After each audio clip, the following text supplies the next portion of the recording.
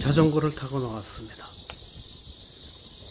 충청도 천안에 있는 베트남 쌀국수를 먹기 위해서 수원역까지 자전거를 타고 갑니다. 집에서 수원역까지는 약 6km 정도인데요.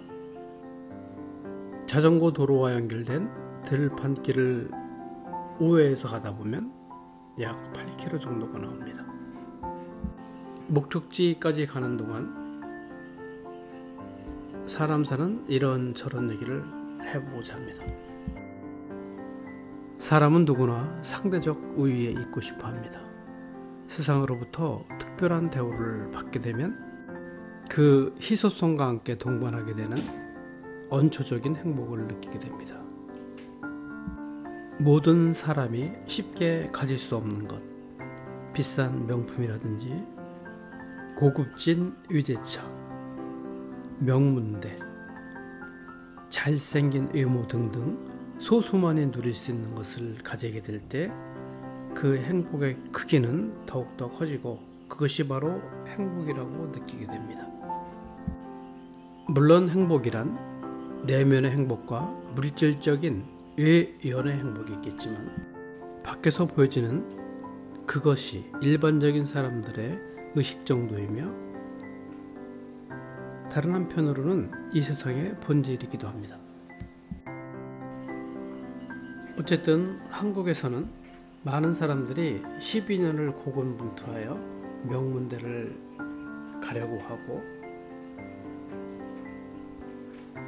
유명한 성형외과 대기실에는 연일 문전성쇠를 이루며 한정된 명품을 구입하기 위해서 이른 새벽부터 명품 전문점 앞에서 줄을 서기도 합니다. 시대마다 미모의 척도는 다르겠지만 잘생긴 남자나 여자는 이성에게 인기가 높으며 어떤 초등학교에서는 아파트 이름을 가지고 어린 학생들을 차별하기도 한답니다. 물론 이런 모든 비교 우위에 있는 것들을 누리면서 살기 위해서는 무엇보다도 건강해야 되겠죠. 잘 살기 위한 것, 행복하기 위한 것, 이러한 모든 것의 기본적인 필수 조건은 건강입니다. 저는 4년 전 건강이 악화되면서 행복한 삶의 기초가 되는 건강을 상실하게 됐습니다. 그러니까 앞에서 열거한 6가지 조건들, 행복하기 위한 6가지 조건들 중에서 하나도 가지고 있지 않은 셈이 된 것이죠. 건강이라든지 당정한 외모, 품격 있는 아파트에 산다든지 명문대 혹은 명품을 살 수 있는 경제력 등등 기실 끼워 맞추어서라도 우출될 수 있는 것을 하나도 가지고 있지 않다는 뜻이죠. 그래서 소소한 행복을 추구하는지도 모르겠으나 나 혼자 힘으로 밥을 차려 먹을 수 있다는 아직은 사지가 제대로 움직이고 있고 99,000원짜리의 자전거를 타면서 들판을 달릴 수 있는 것으로 행복을 자유하고 있습니다. 4년 전에 건강이 악화되고 급기야는 2년 전 투석을 시작하면서 계단 하나 오를 수 없었던 그때의 체력과 비교한다면 지금의 나는 더없이 행복한 감개무량한 지금의 나이기 때문입니다. 예전부터 맛집 순례 유튜브를 하고 싶었는데 이러저러한 이유로 실행을 하지 못했었습니다. 특히 그 중에서 비용적인 것이 가장 큰 걸림돌이었던 것 같습니다. 대중적이고도 가격적인 면에서 합리적인 맛집을 찾아서 돌아다닌다는 것은 나 자신에 대한 격려이기도 하고 병마와 싸웠던 지난한 4년의 세월과 불확실한 내일에 대하여 좌절하지 않고 스스로를 아낄 수 있는 것이라 생각하여 문득 실행에 옮기게 되었습니다. 오로지 나 자신의 만족을 위해서 무엇을 한다는 것은 예전에는 별로 생각하지 못했었는데요. 이제 스스로에게 가치를 부여하기 시작하니 모든 것이 즐거워집니다. 한 사람의 생명은 지구의 무게보다 무겁다는 말이 있습니다. 내가 없는 세상의 모든 것이 진정 무슨 소용이 있겠습니까? 어차피 그토록 아끼는 가족과 친구도 헤어질 때가 옵니다. 그것은 인간의 숙명이죠. 수많은 욕망과도 헤어질 때가 오겠지만 휴머니즘이니 박애인이 하면서 지나치게 남의 입장에서 남의 시선에서 나를 바라보았던 지난 삶에 약간의 미련이 남습니다. 그렇다고 진정한 휴머니즘이나 진정한 박애를 실천한 것도 아닙니다. 어쨌든 보다 더 나 자신을 살피는 것만이 남아있는 삶과 지구에서의 주어진 생에 충실할 수 있는 길이라고 생각합니다. 수원시 평동에 있는 도이치 모터스와 SK 모터스를 지나면서 수원역과 롯데백화점이 보입니다. 이제 수원역에서 신창행 전철을 타야 되는데요. 중간에 천안역에서 내릴 것입니다.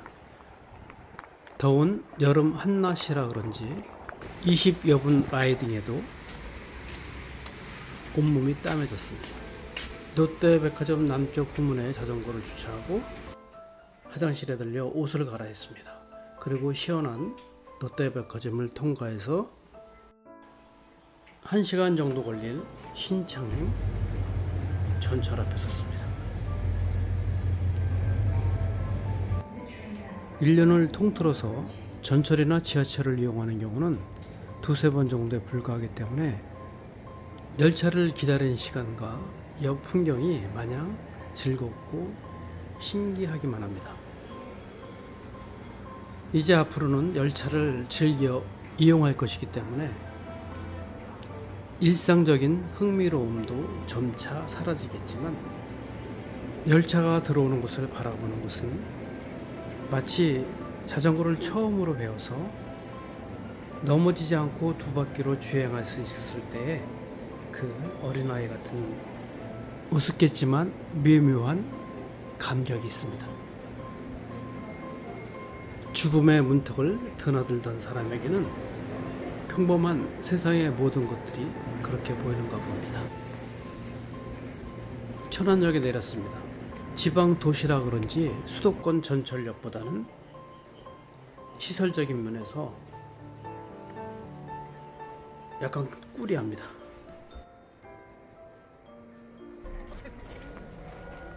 이 그림은 제가 지난 5월에 호서대학교 옆에 각원사에 가서 쌍벚꽃을 촬영한 곳인데요. 새삼 그때 아름다운 벚꽃들이 떠오릅니다. 능수버들처럼 줄기가 축축 늘어진 쌍벚꽃의 자태가 참으로 아름답습니다. 천안역에서 3번 출구로 나옵니다. 3번 출구로 나와서 약 70m 오른쪽 길로 쭉 올라옵니다. 지방 도시에 오게 되면 왜 사람들이 수도권으로 모여드는지를 알게 됩니다. 천안은 수도권 전철이 연결된 곳인데도 그렇죠. 아무튼 이곳에서 70m 올라가다가 횡단보도를 건너면 삼형빌딩이라고 나옵니다. 그 빌딩 코너 자리에 베트남 현지인 부부가 운영하는 아락이라는 베트남 칼국수집이 있어요. 아주 근사한 인테리어로 장식되어 있진 않지만 식당 내부는 그래도 깔끔한 편입니다. 주방 내부는 오픈되어 있고 손님 대부분이 베트남 사람들인 듯합니다. 메뉴판을 보니 메뉴 밑에 어떤 음식인지 설명되어 있습니다. 각 메뉴에 대한 특성과 설명이 되어 있어서 음식 초이스에는 시간이 그리 오래 걸리지 않습니다. 음식의 가격 또한 크게 부담되지 않는 합리적인 가격선인 듯합니다. 음식이 나오기 전 고수 한 접시와 단무지, 레몬 조각이 나오네요.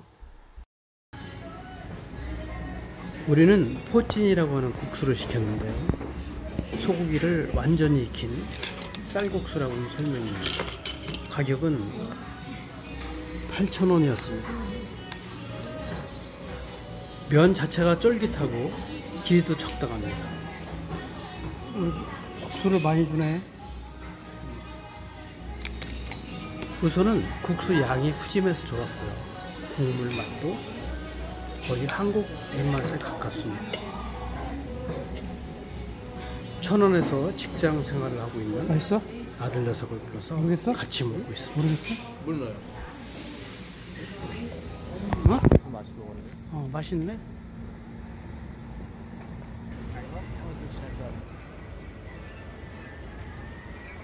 부자들이 식당에 가면 메뉴보다 먼저 살피는 것이 있다는데요.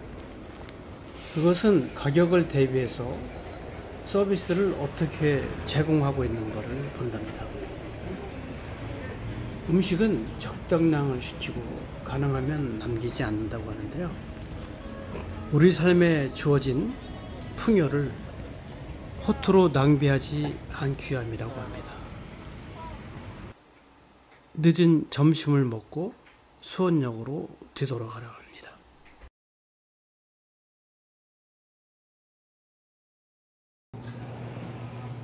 천안 바로 아래가 경부선과 호남선의 분기점이기도 한데요. 다음에는 호남선을 타볼까 합니다. 시청해 주셔서 감사합니다.